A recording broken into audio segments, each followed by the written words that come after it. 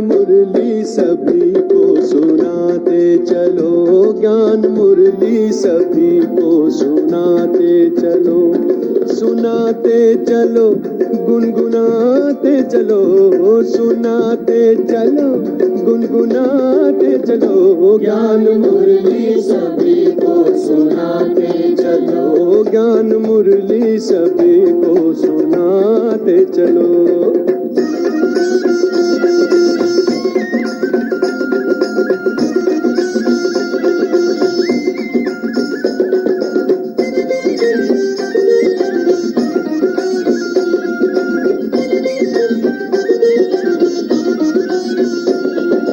ऋषियों की ये पुण्य भूमि है, भारतवासी जागो, भारतवासी जागो, आत्मशक्ति को पहचानो,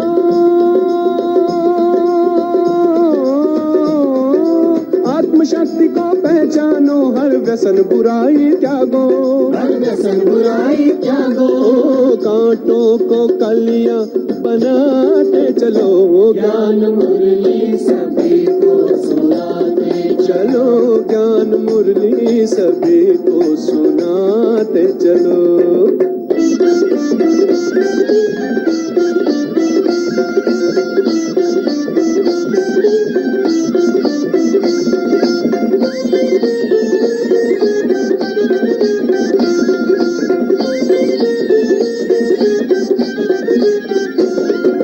जन जन के मन पर छाया है नफरत का अंधियारा, अंधियारा, अंधियारा, अंधियारा, घर घर में फैला दो प्रेम एकता का उजियारा, उजियारा, उजियारा,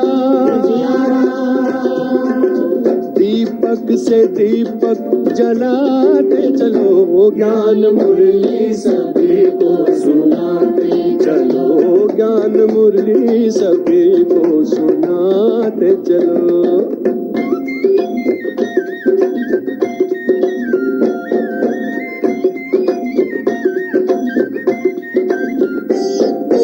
दे तो है माटी का ढेला, इस पर मत इतराना, इस पर मत इतराना, ज्योति बिंदु आत्मा जो तन में, ज्योति बिंदु आत्मा जो तन में, उसका ध्यान लगाना, उसका ध्यान लगाना, सोए जगत को जगाते चलो, ज्ञान मुरली सभी को सुनाते चलो, ज्ञान मुरली सभी को सुनाते चलो, ज्ञान जागो भारतवासी, ज्ञान जागो भारतवासी, ज्ञान जागो भारतवासी, ज्ञान जागो भारतवासी।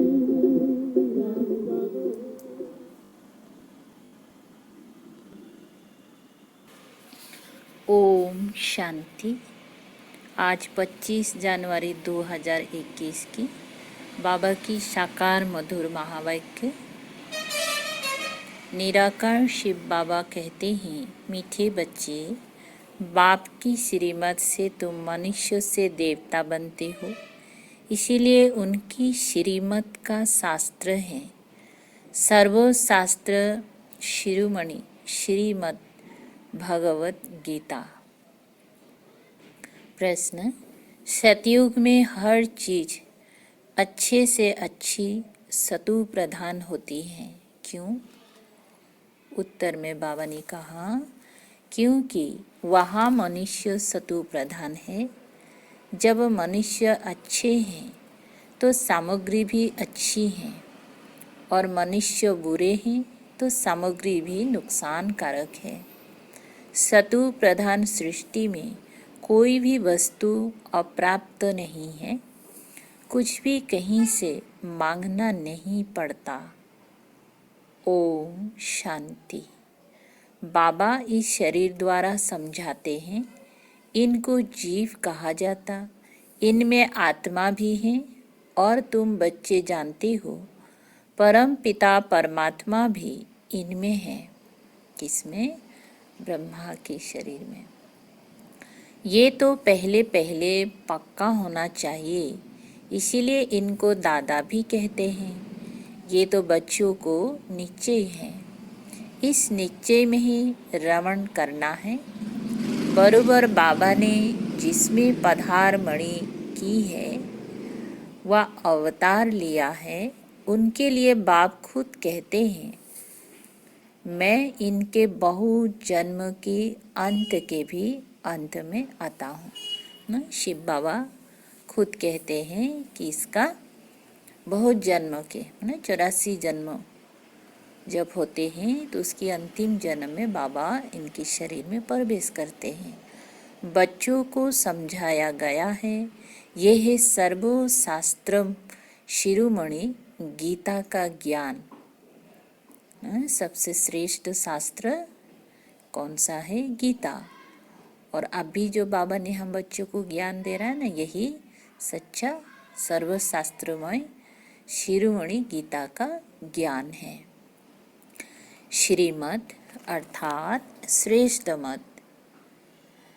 श्रेष्ठ ते श्रेष्ठ मत है, ऊंच ते ऊंच भगवान की।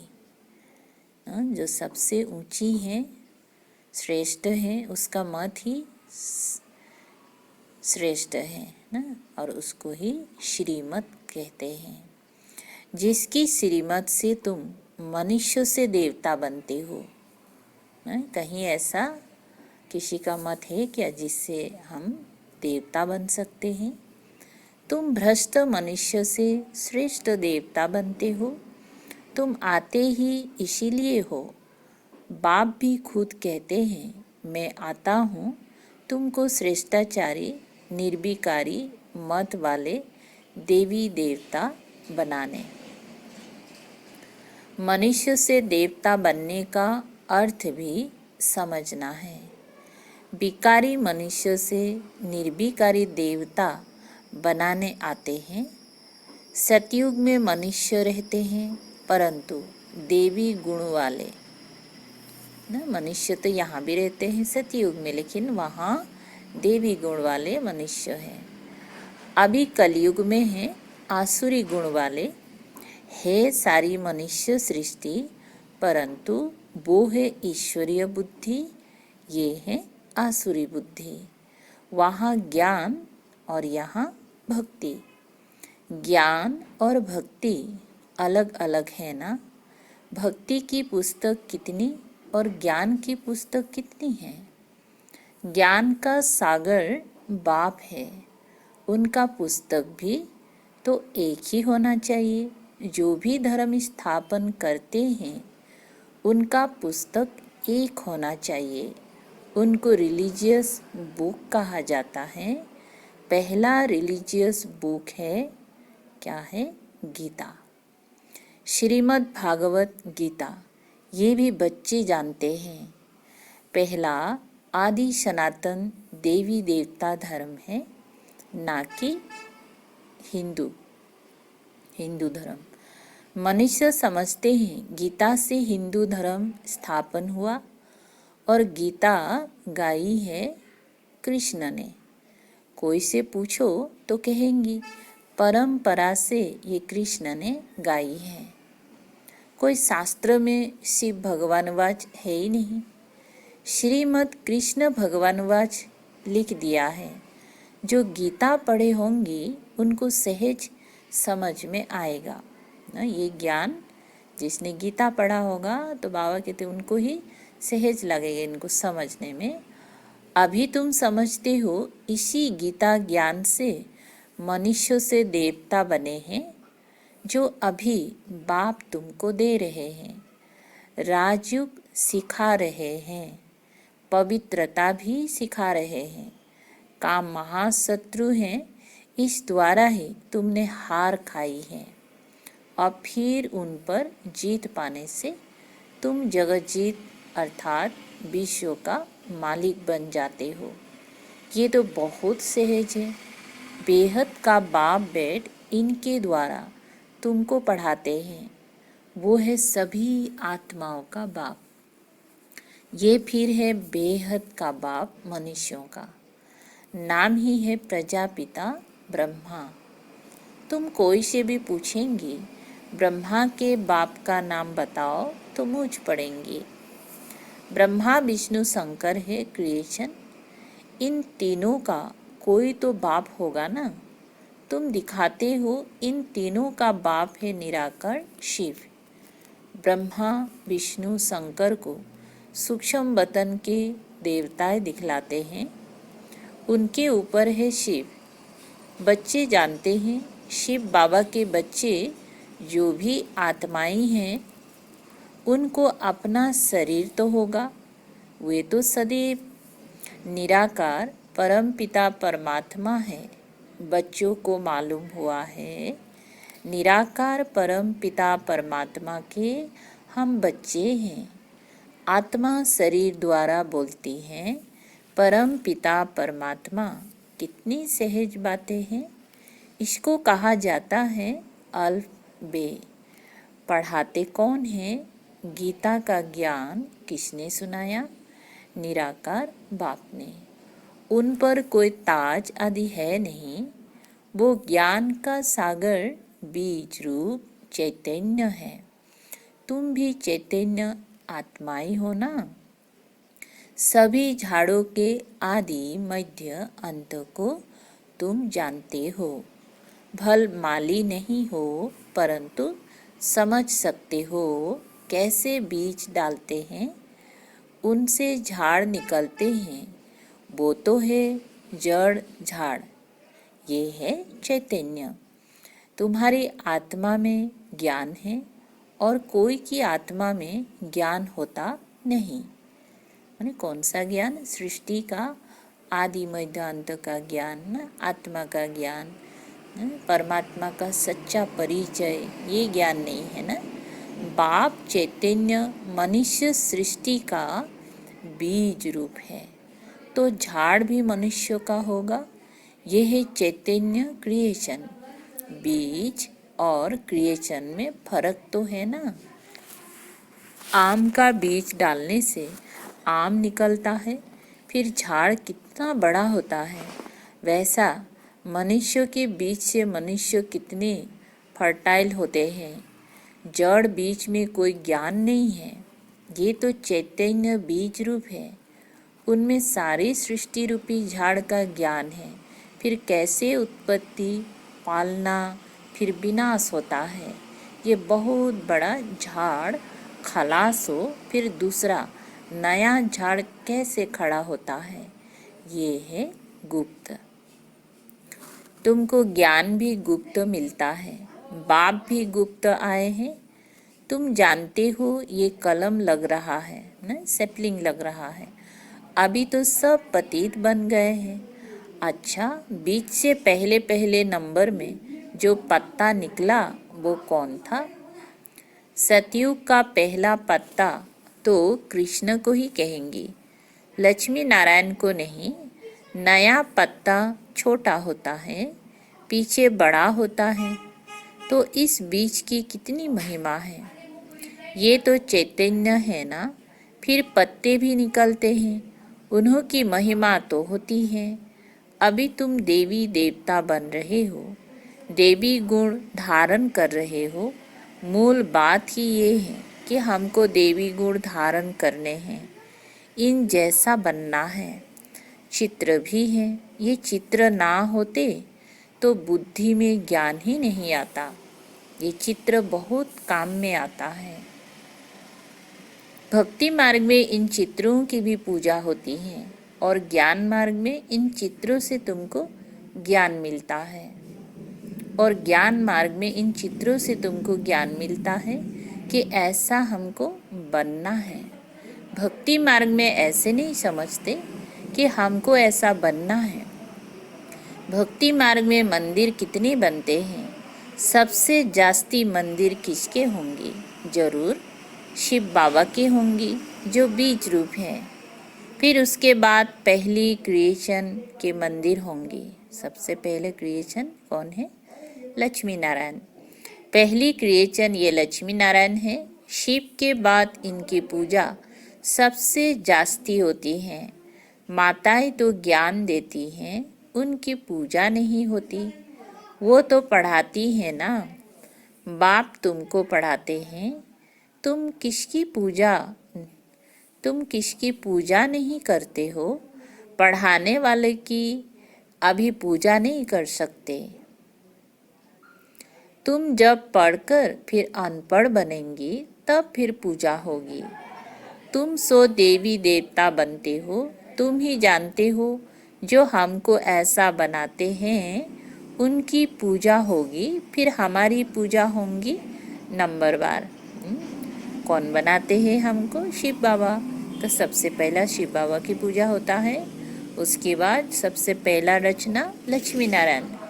फिर गिरते गिरते 5 तत्वों की भी पूजा करने लग पड़ते हैं। शरीर 5 तत्वों का है ना, 5 तत्वों की पूजा करो या शरीर की करो, एक हो जाती। ये तो ज्ञान बुद्धि में है। ये लक्ष्मी नारायण सारे विश्व के मालिक थे। इन देवी देवताओं का राज्य नई सृष्टि पर था, परंतु वो कब था ये नहीं जानते। लाखों बरस कह देते हैं। अब लाखों बरस के बाद तो कभी किसी की बुद्धि में रह ना सके। अभी तुमको स्मृति है, हम आज से 5000 बरस पहले आदि सनातन देवी देवता धर्म के थे। देवी देवता धर्म वाले फिर और धर्मों में कन्वर्ट हुए हैं। हिंदू धर्म कह नहीं सकते, परंतु पतित होने कारण अपने को देवी देवता कहना शोभता ही नहीं। अपवित्र को देवी देवता कह ना सके। मनुष्य पवित्र देवियों की पूजा करते हैं तो जरूर खुद अपवित्र हैं, इसीलिए पवित्र के आगे माथा झुकाना पड़ता है। भारत में खास कन्याओं को नमन करते हैं, कुमारों को नमन नहीं करते। फीमेल को नमन करते हैं, मेल को नमन क्यों नहीं करते? क्योंकि इस समय ज्ञान भी पहले माताओं को मिलता है। बाप इनमें प्रवेश करते हैं, ये भी समझते हो बरोबर ये ज्ञान की बड़ी नदी है। ज्ञान नदी भी है, फिर पुरुष भी है। ये है सबसे बड़ी नदी ना, ब्रह्मपुत्र नदी है सबसे बड़ी, जो कलकत्ता तरफ सागर में जाकर मिलती है। मेला भी वहाँ लगता है, परंतु उनको ये पता नहीं कि ये आत्मा और परमात्मा का मेला है। वे तो पानी की नदी है जिस पर नाम ब्रह्मपुत्र रखा है। उन्होंने तो ब्रह्मा ईश्वर को कहा हुआ है ना, ब्रह्मा ईश्वर को कहा हुआ है, इसलिए ब्रह्मपुत्र को बहुत पावन समझते हैं। बड़ी नदी है तो पवित्र भी वो होंगी। पतित पावन वास्तव में गंगा को नहीं ब्रह्मपुत्र को कहा जाए। मेला भी इनका लगता है, ये भी सागर और ब्रह्मा नदी का मेला है ना। इस समय ब्रह्मा के शरीर में ना, ब्रह्मा जो नदी, इनके शरीर में शिव बाबा आते हैं, ज्ञान का सागर, तो दोनों का मेल होता है ना। ब्रह्मा द्वारा एडॉप्शन कैसे होती है, ये गुह्य बातें समझने की हैं, जो प्रायलूप हो जाती हैं। ये तो बिल्कुल सहज बात है ना। भगवानुवाच, मैं तुमको राजयोग सिखलाता हूँ, फिर ये दुनिया ही खलास हो जाएगी, शास्त्र आदि कुछ भी नहीं रहेंगे। फिर भक्ति मार्ग में ये शास्त्र होते हैं, ज्ञान मार्ग में शास्त्र होते ही नहीं। मनुष्य समझते हैं ये शास्त्र परंपरा से चले आते हैं, ज्ञान तो कुछ है नहीं। कल्प की आयु ही लाखों बरस कह दी है, इसीलिए परंपरा कह देते हैं। इनको कहा जाता है अज्ञान अंधियारा। अभी तुम बच्चों को ये बेहद की पढ़ाई मिलती है, जिससे तुम आदि मध्य अंत का राज समझा सकते हो। तुमको इन देवी देवताओं की हिस्ट्री, ज्योग्राफी का पूरा पता है। ये पवित्र प्रवृत्ति मार्ग वाले पूज्य थे, अभी पुजारी पतित बने हैं। सतयुग में है पवित्र प्रवृत्ति मार्ग, यहाँ कलयुग में अपवित्र प्रवृत्ति मार्ग है। फिर बाद में निर्वृत्ति मार्ग होता है, वो भी ड्रामा में है, उसको संन्यास धर्म कहा जाता है। घर बार का संन्यास कर जंगल में चले जाते हैं, वे है हद का संन्यास। रहते तो इसी पुरानी दुनिया में ही है ना। अभी तुम समझते हो हम संगम युग पर है, फिर नई दुनिया में जाएंगे। तुमको तिथि तारीख सेकंड सहित सब मालूम है। वे लोग तो कल्प की आयु ही लाखों बरस कह देते हैं, इनका पूरा हिसाब निकाल सकते हैं। लाखों बरस की तो बात कोई याद भी ना कर सके। अभी तुम समझते हो बाप क्या है, कैसे आते हैं, क्या कर्तव्य करते हैं। तुम सबके ऑक्यूपेशन को, जन्म पत्री को जानते हो। बाकी झाड़ के पत्ते तो ढेर होते हैं, वो गिनती थोड़ी कर सकते हैं। इस बेहद सृष्टि रूपी झाड़ के कितने पत्ते हैं? 5000 बरस में इतनी करोड़ है, तो लाखों बरस में कितने अनगिनत मनुष्य हो जाए। भक्ति मार्ग में दिखाते हैं, लिखा हुआ है सतयुग इतने वर्ष का है, त्रेता इतने वर्ष का है, द्वापर इतने वर्ष का है। तो बाप बैठ तुम बच्चों को ये सब राज समझाते हैं। आम का बीज देखने से आम का झाड़ सामने आएगा ना। अभी मनुष्य सृष्टि का बीज रूप तुम्हारे सामने है ना। अभी शिव बाबा हमारे सामने है, तो उसमें सारी झाड़ का नॉलेज है ना। और बाबा ने हम बच्चों को ज्ञान के द्वारा सभी साक्षात्कार कराया है ना, माने दर्शाया। तुमको बैठ झाड़ का राज समझाते हैं, क्योंकि चैतन्य है। बताते हैं हमारा ये उल्टा झाड़ है, तुम समझा सकते हो। जो भी इस दुनिया में है जड़ व चैतन्य हूबहू रिपीट करेंगे। अभी कितना वृद्धि को पाते रहते हैं।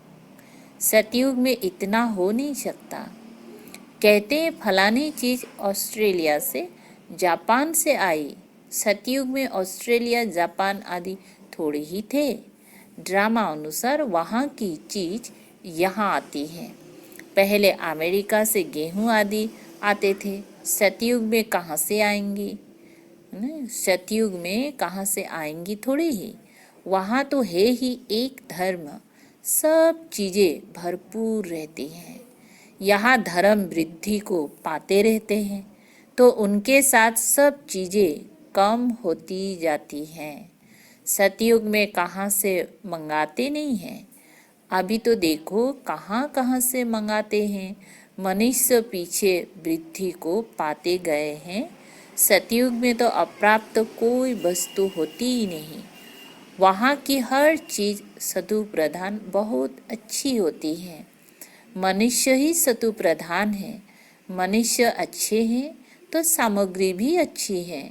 मनुष्य बुरे हैं तो सामग्री भी नुकसान कारक है। साइंस की मुख्य चीज़ है एटॉमिक बम्स, जिससे इतना सारा विनाश होता है। कैसे बनाते होंगे? बनाने वाली आत्मा में पहले से ही ड्रामा अनुसार ज्ञान होगा ना, वो चीज़ को कैसे बनाया जाए। जब समय आता है तब उनमें वो ज्ञान आता है, जिसमें सेंस होगी वही काम करेंगी और दूसरे को सिखाएंगी। कलप कलप जो पार्ट बजाया है वही बजता रहता है। अभी तुम कितने नॉलेजफुल बनते हो, इनसे जास्ती नॉलेज होती नहीं। तुम इस नॉलेज से देवता बन जाते हो। इससे ऊंच कोई नॉलेज है नहीं। वो है माया की नॉलेज, जिससे विनाश होता है। वो लोग साइंटिस्ट मून में जाते हैं, खोजते हैं वहाँ क्या है क्या नहीं है ना। तुम्हारे लिए कोई नई बात नहीं है। ये सब माया का पाम है। बहुत शो करते हैं, अति डीपनेस में जाते हैं, बहुत बुद्धि को लड़ाते हैं। कुछ कमाल कर दिखावे बहुत कमाल करने से फिर नुकसान हो जाता है। क्या क्या बनाते रहते हैं, बनाने वाले जानते हैं इनसे ये विनाश होगा ना, फिर भी बनाते रहते हैं क्योंकि नाम कमाना है ना, कमाल करके दिखाना है। अच्छा, मीठे मीठे सिकलधे बच्चों प्रति माता पिता बाप दादा का याद प्यार और गुड मॉर्निंग। रूहानी बाप की रूहानी बच्चों को नमस्ते। हम रूहानी बच्चों की रूहानी बाप दादा को याद प्यार गुड मॉर्निंग और नमस्ते नमस्ते। शुक्रिया बाबा, शुक्रिया शुक्रिया। अच्छा, धारणा के लिए मुख्य सार है, 1 नंबर है आज। गुप्त ज्ञान का स्मरण कर हर्षित रहना है। देवताओं के चित्रों को सामने देखते उन्हें नमन बंदन करने के बजाय उन जैसा बनने के लिए देवी गुण धारण करने हैं। नंबर 2 है, सृष्टि के बीज रूप बाप और उनकी चैतन्य क्रिएशन को समझ नॉलेजफुल बनना है। इस नॉलेज से बढ़कर और कोई नॉलेज नहीं हो सकती, इसी नशे में रहना है। आज का बाबा का मीठा वरदान है, जिम्मेवारी संभालते हुए आकारी और निराकारी स्थिति के अभ्यास द्वारा साक्षात्कार मूर्त भव। जिम्मेवारी संभालते हुए आकारी और निराकारी स्थिति के अभ्यास द्वारा साक्षात्कार मूर्त भव। विस्तार है, जैसे साकार रूप में इतनी बड़ी जिम्मेवारी होते हुए भी आकारी और निराकारी स्थिति का अनुभव कराते रहे ना ब्रह्मा बाबा ने, ऐसे फॉलो फादर करो। साकार रूप में फरिश्तेपन की अनुभूति कराओ। कोई कितना भी अशांत व बेचैन घबराया हुआ आपके सामने आवे, लेकिन आपकी एक दृष्टि वृत्ति और स्मृति की शक्ति उनको बिल्कुल शांत कर दे। व्यक्त भाव में आए और अव्यक्त स्थिति का अनुभव करे, तब कहेंगे साक्षात्कार मूर्त। स्लोगन है आज का, जो सच्चे रहम दिल हैं उन्हें देह और जो सच्चे रहम दिल है उन्हें देह व देह अभिमान की आकर्षण नहीं हो सकती। अच्छा, ओम शांति।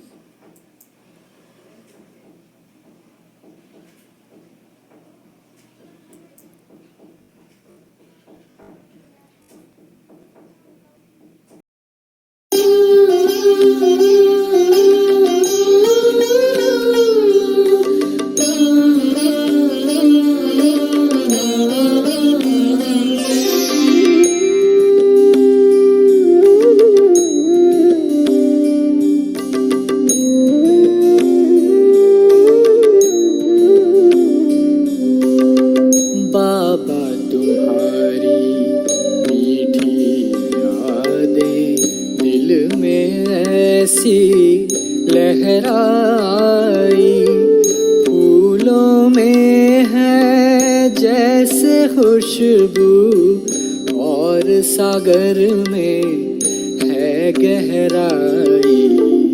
बाबा तुम्हारी मीठी यादें दिल में ऐसी लहराई।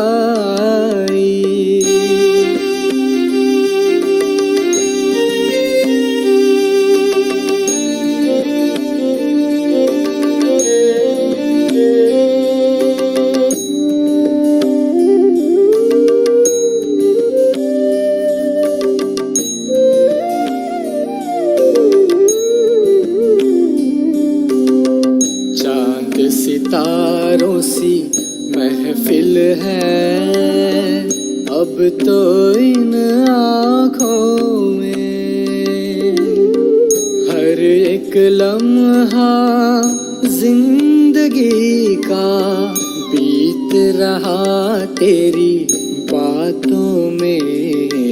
मन के मौसम में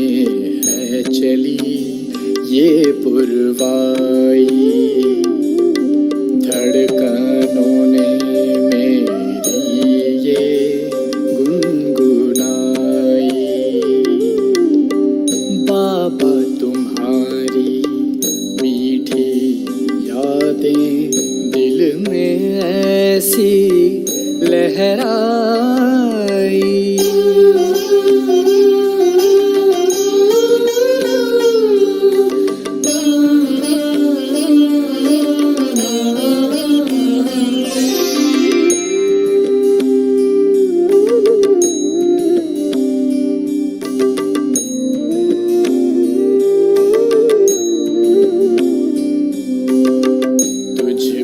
बाबा भाए न कुछ भी, एक तुम ही से प्यार करें।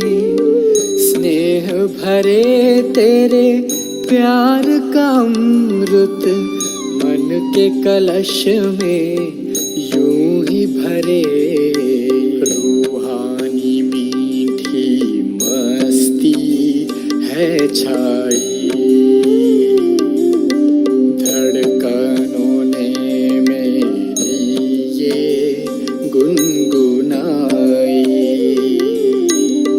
बाबा तुम्हारी मीठी यादें दिल में ऐसी लहराई।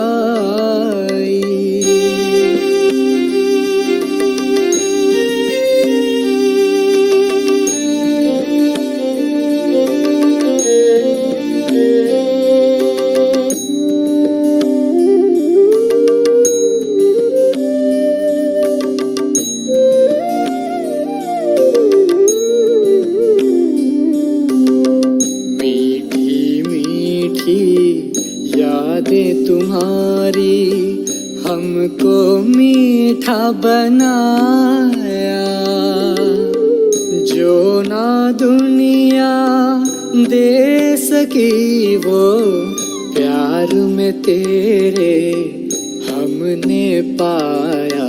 जीवन के इस चमन में बहारें आई, धड़कनों ने मेरी ये गुनगुनाई।